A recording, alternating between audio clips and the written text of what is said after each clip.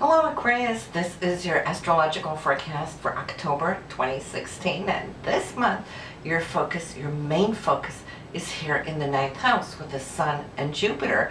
Now the Sun is the essence of you, Jupiter is expansion, it is you just wanting to grow and spread your wings, excuse me, in the area of the ninth house, which is higher education, it's spirituality, it's wanting to reach and yearn for those higher realms of spirituality. So travel too, none the least here. So you might be finding yourself out and about traveling this month, or having somebody from long distance now reach out and wanting to see you. The ninth house is also about publication, so if you're looking to have anything in that matter going on for you, which could really be the deal too. You got the full moon here in your third house for communication, and so that can trigger off to what's going on in that ninth house. So looking for a publicist is absolutely great, and for those of you working on a lawsuit, you should have energy with you where you can see positive steps moving forward. Green card for those of you looking for that. All of this sorts under that ninth house. We have Venus this month here, at least until the 18th. Cruising through your 10th house for career. That allows you to look at opportunities coming your way. It is in the sign of Scorpio. So whenever we emote our emotions through Scorpio, we're feeling that much deeper, more connected, passionately about those things that we are aiming it at. And for right now, you're aiming it there in your career field. To make that even stronger is when the new moon enters into this area, but that's not before the end of the month. On the 30th, we'll have the new moon, and that is the time when you want to place your intentions, to grow this area, as the new moon only comes and visits once a year. So you can see travel, publication, higher education, preparing, doing research for where the Sun and Jupiter next year, Jupiter that is, moving next year into the career field. Everything now is about you, how you can grow your business, how you can grow within your career, and make the most out of it, because Venus will be moving into your social area of the chart after the 18th. That is you at this time of the year, catching up with your friends and associates, socializing a little bit more. Maybe you haven't really had a whole lot of time to do so, but this is going to give you a rich opportunity to meet more than one of these groups. Mars is in the sign of Capricorn right now, and so Capricorn is all about reaching those higher goals. Ruled by Saturn, it keeps us dedicated, keeps us focused on our goal, right? Think about those mountain goats. They don't give up, in spite of the challenges. So Mars is feisty, it is full of fire, and right now you're having it go in your 12th house, which means that you're working behind the scenes on something special. You might not show it to the world quite yet what that might be, but you're positioning yourself. And every once in a while we do that, and we're smart by not showing it to the world before time is right, because we don't want anybody to come in and jinx it. That's how you might just be feeling. But let me tell you though, Aquarius, that every step of the road, the path that you're doing right now, is leading up to Mars to meet up with Pluto, which is going to be here not before November. But when you put the two of them together, we got magic, we got something big.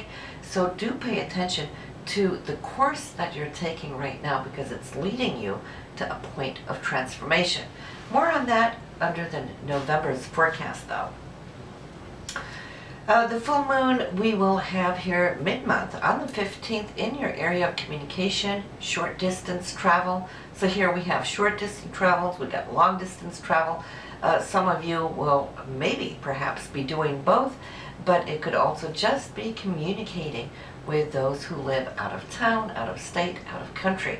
So around the 15th, great time for it, especially to receive certain unexpected surprises, as that full moon is going to be passing within those first few hours, first 12 hours of touching up here with Uranus. And that always brings the surprise factor. Now, as you can see down below this video here, you got the two icons, one for Astro Weekly, one for Tarot Weekly. For those of you on a monitor, you can easily, after this reading is done, which we're not by any near point yet, but you can easily access it by clicking on it. Now, if you're listening to this forecast through the phone, you won't be able to do so, but then you can find the links to your Astro Weekly in the description below this video, and then easily get to it from there. That Astro Weekly is a little different from when we do our monthly forecast, because here on the monthly we take the bigger aspects of what is coming up, whereas on the weekly we'll touch upon them too, but we get the moon's position, and the moon rules our emotions. So it's more what I like to call our emotional weather forecast for the week. And are we up or are we down? It's like the waves, it's the ocean. We are the ocean, right? So it's worth listening to, so you can easily go there once we're done. But let's start what you can expect now. Top of the month for October, and it starts really beautifully here for you, Aquarius, with Venus and Neptune. Both of them are romantic, both of them are creative, and so where Venus rules love, Neptune comes in with a higher dimensional aspect of love, spiritual love. So this is a day to meet somebody new. If you're single, if you're in a relationship, circle it on your calendar to have a great night out. For those of you who are artists, you can feel a very strong just flow of inspiration, like channeling your arts, your paints, or making music, whatever it is you do. It's just this open pipeline filling you. So you want to capture that while it's there. On the 5th, I see that you're making some decision, and this, at this point, will have to do between you and it could be with a group or an organization. Something that wants to come in and secure something for you, and you're feeling really good about it as long as you're not having to answer right away or make a on-demand decision. I think that's going to leave you feeling a little uneasy if the pressure is on, because you're already focused over here doing something, and then Jupiter is opening up this opportunity here. But if you can wait to the 11th, it looks like, ooh, it's going to come together. Great news here with Mercury and Jupiter. Mercury being communication, and Jupiter, all those opportunities that are opening up for you. Mars and Neptune on the same day, on the 11th. Mars being your goals, your direction, where you're heading, your physical energy, drive, and so forth, is lining up with that higher aspect of Neptune, your creative side, but also your spiritual side. So again, I'm seeing here things coming together. So thus far throughout the month, things are looking great. On the 13th and 14th, more news, and I feel this is something pointing more so to a direction of starting something new. There is some insight or news. It could be an email, it could be a phone call, it could be in a meeting, but you're being prompted to take action, and you will. And that action that you're taking on the 13th, you're really feeling solid on the 14th, when Saturn comes in to support Mars. And Saturn's always looking at the big picture and the longevity of whatever it is that we decide to do. When we jump quickly without thinking the future, well, those things can be more on loose ground, so to speak, but not when Saturn is involved. So I'm thinking the decision you're going to be making there between the 11th and the 14th are all good. They're all solid. There is a day we want to perhaps be a little bit cautious with. That is on the 28th, when Mars and Uranus, they're up against each other. And if we think about Mars, our drive, we're heading in a certain way. Here comes Uranus. I call it the earthquake aspect, and then that gives you a visual, right? It's like pressure, and then there's friction, and it coming for such a long period that suddenly something gives, right? That's the tectonic plates. We have that within our bodies and our psyche too. So whatever tension has been building, not just in you and I, but the world at large, will be coming to this little snapping point.